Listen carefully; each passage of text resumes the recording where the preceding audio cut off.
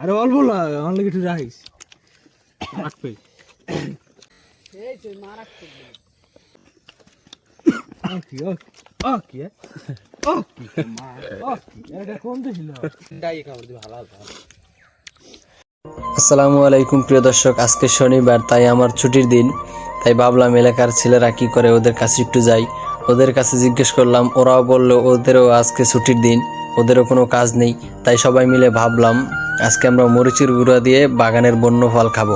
একজনকে পাঠালাম মরিচের গুঁড়া আনতে, আর আমরা সবাই এখন বাগানের উদ্দেশ্যে রওনা করব। আপনারা ভিডিওটা সম্পূর্ণ দেখবেন। আমরা আজকে বাগানের ভিতরে ঢুকবো না, কারণ বাগানের কুল থেকেই আমরা আজকে কেওড়া ফল সংগ্রহ করব। তাই আমাদের বাগানের ভিতরে যেতে হবে না। এটা হলো একটা পুকুর পাড়, আর পুকুর পাড়েই অনেক কেওড়া গাছ আছে, আর আমরা এই কেওড়া গাছ থেকেই কেওড়া সংগ্রহ করব। সবাই যে যার মতো কেওড়া গাছ থেকে কেওড়া পাড়তে শুরু করলো, আর আমি সর্বপ্রথমই একটা কেওড়া নিয়ে টেস্ট করলাম।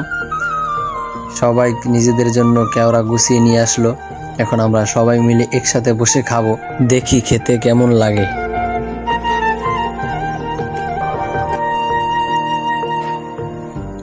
মরিচটা একটু ঝাল ছিল, কিন্তু তাও অনেক ভালো লাগলো, কারণ এরকম খাওয়ার সময় আমরা সব সময় পাই না। এখানে সবাই স্টুডেন্ট, আজকে ছুটির দিন, তাই ওদেরকে নিয়ে আসলাম। আর ছুটির দিন আসলেই আমরা কিছু না কিছু একটা খাওয়ার আয়োজন করি, আর সবাই মিলেমিশে থাকি। এটা হলো গ্রামের মানুষের একটা ভালো গুণ।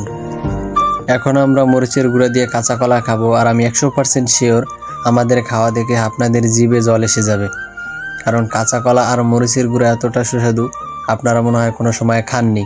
আর যদি খেয়েও থাকেন তাহলে কমেন্ট বক্সে বলে যাবেন।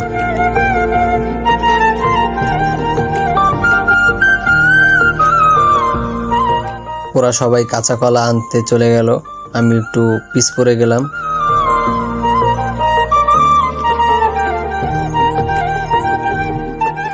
আমি ছোট একটা নিলাম, কারণ কলায় অনেক কষ থাকে।